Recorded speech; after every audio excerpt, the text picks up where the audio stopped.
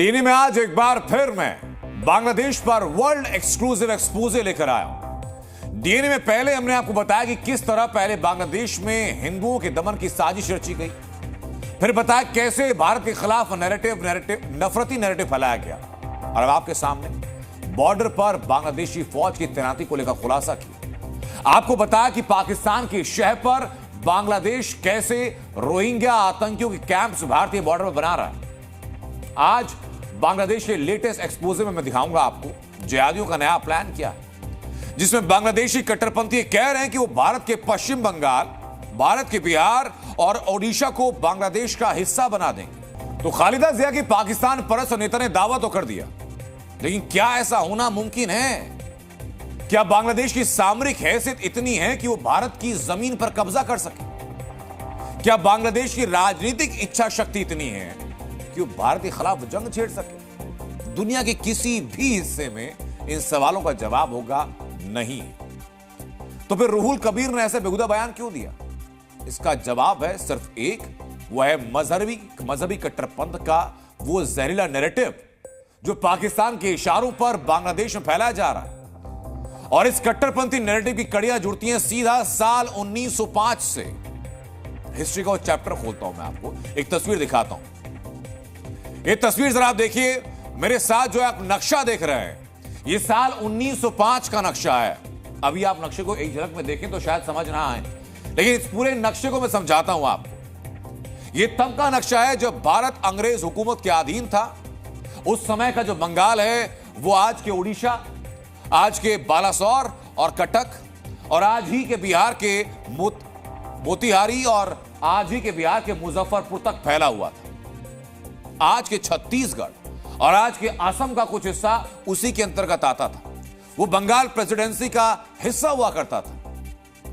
तब प्रशासनिक वजहों से ब्रिटिश वायसरॉय ने, नाम था लॉर्ड कर्जन, उन्होंने बंगाल को अलग अलग हिस्सों में बांटा और प्लान बनाया। जिस हिस्से में हिंदू आबादी ज्यादा थी उसे पश्चिम बंगाल बनाया गया, जिस हिस्से में मुसलमानों की आबादी थी उसे ईस्ट बंगाल बनाया गया। जो 1971 के बाद बांग्लादेश बना, यानी 1971 आज भी पाकिस्तान के दिल में नासूर की तरह पनप रहा है। पाकिस्तानी चाहता है कि जिस तरह 1971 में पाकिस्तान के दो टुकड़े किए गए, वैसा ही जख्म पाकिस्तान भारत को भी दे।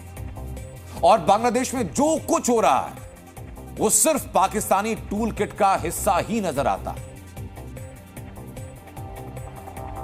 बांग्लादेश में सिर्फ मजहब आधारित नफरती नैरेटिव नहीं है, बल्कि ऐसी खबरें भी वायरल हैं जिनसे बांग्लादेश और भारत के रिश्तों को नुकसान हो। और ऐसी ही एक खबर आज सोशल मीडिया पर फैलाई। इस कथित खबर में कहा गया कि बांग्लादेश की बॉर्डर सिक्योरिटी फोर्स यानी बांग्लादेश बॉर्डर गार्ड के जवान भारत में घुस गए। इसी खबर में दावा भी कर दिया गया कि बांग्लादेश के जवानों ने भारतीय सीमा में घुसकर एक मंदिर का निर्माण रुकवा दिया। लेकिन जिन हैंडल्स से खबर पोस्ट की गई, उन्होंने यह भी कहा कि बांग्लादेश के बॉर्डर गार्ड्स ने कहा कि बांग्लादेश में मुसलमानों की आबादी को मंदिर के भजनों से दिक्कत होगी, इसलिए मंदिर का निर्माण बंद होना चाहिए। यह सब नैरेटिव किया गया। लेकिन क्या वाकई बांग्लादेश के बॉर्डर गार्ड्स भारतीय सीमा में घुसे? क्या वाकई बांग्लादेशी जवानों ने भारतीय जमीन पर पहुंच करके मंदिर का निर्माण रुकवा दिया? इस खबर की पूरी हकीकत बताएगा आपको डीएनए का यह फैक्ट चेक।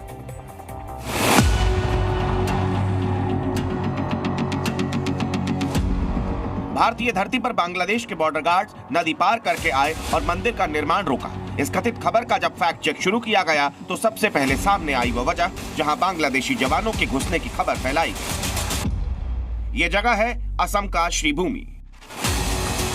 जी न्यूज की टीम श्रीभूमि पहुंची और समझने की कोशिश की कि आखिर भारतीय सीमा में बांग्लादेशी जवानों के घुसने का असली सच क्या है। पड़ताल के बाद इस वायरल खबर या अफवाह का सच सामने आया।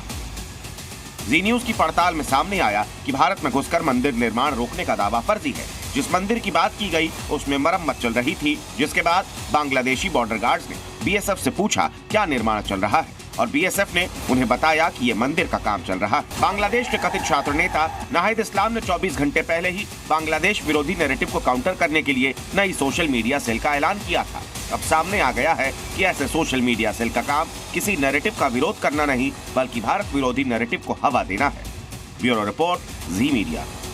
तो बांग्लादेश में चल रहे भारत विरोधी नैरेटिव से खबर यह भी सामने आई कि बांग्लादेश अब भारत से नहीं बल्कि चीनी पाकिस्तान से खरीदेगा। इस खबर को लेकर आज बांग्लादेश के ही एक वरिष्ठ पत्रकार ने बड़ा अलर्ट जारी किया और ये साफ कहा कि पाकिस्तान से चीनी नहीं बल्कि पाकिस्तान से तो कोकीन आ रही है।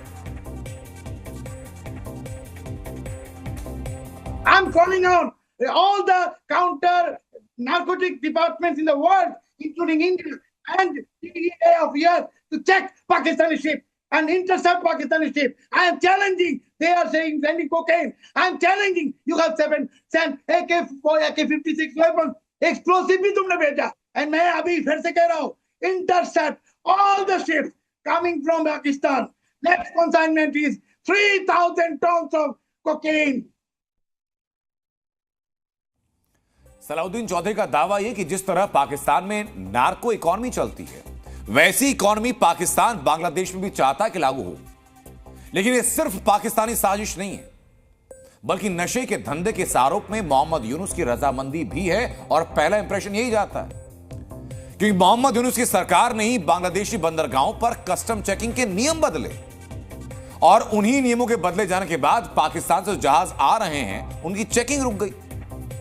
चेकिंग ना होने की वजह से पाकिस्तान से के कराची से आतंकियों को हथियार दिए जा रहे हैं, आतंकियों की खेप पहुंचाई जा रही, सब कुछ दिया जा रहा है। मोहम्मद यूनुस की सरकार में ही यह सब हो रहा है। लेकिन बांग्लादेश में पाकिस्तानी एजेंडा पूरी ताकत के साथ चल रहा है। एक तरफ पाकिस्तान से नशे के इंपोर्ट का ब्लूप्रिंट तैयार कर दिया गया तो दूसरी तरफ हिंदुओं को टारगेट करने वाली पाकिस्तानी साजिश को भी बेखौफ अंदाज से बेलौस अंदाज में आगे बढ़ाया जा रहा है। बांग्लादेश में कल रात एक बार फिर से एक हिंदू मंदिर को आग लगाई गई। यह हिंदू मंदिर बांग्लादेश के नमहट्टा में है और जिस परिवार का यह मंदिर है वो इस्कॉन का अनुयायी है। सुबह लगभग 3 बजे कट्टरपंथी वहां घुसते हैं, मंदिर को आग लगाते हैं, सब कुछ तोड़फोड़ देते हैं और वहां से निकल जाते हैं। लेकिन मंदिर जिस परिवार का है उसका कहना यह है कि कट्टरपंथियों ने उनको धमकियां दी हैं, जान से मारने की धमकी दी। अब एक बार फिर रात का अंधेरा छा चुका है और बांग्लादेशी हिंदू ये सोचकर दहशत में होगा कि मजहब के नाम पर जो कत्लेआम मच रहा है वो कट्टरपंथी आज रात उनके ऊपर कौन सा जुल्म ढाने वाले हैं। यही हकीकत है आज की तारीख में बांग्लादेश के अंदर सिसकते हुए रहने वाले हिंदुओं की। लेकिन बांग्लादेश में हिंदुओं के खिलाफ नफरत कैसे बढ़ रही है इसकी एक और तस्वीर में दिखाने जा रहा हूं आपको। देखेंगे तो हैरान रह जाएंगे कि हो क्या रहा है। बांग्लादेश का कुख्यात कट्टरपंथी मौलाना है रफीक उल इस्लाम मदनी। रफीक उल इस्लाम मदनी खुले मन से कह रहा है कि वो इस्कॉन और हिंदुओं को तलवारों से काट देगा। सुनिए जरा आप एक बार। जी न्यूज़।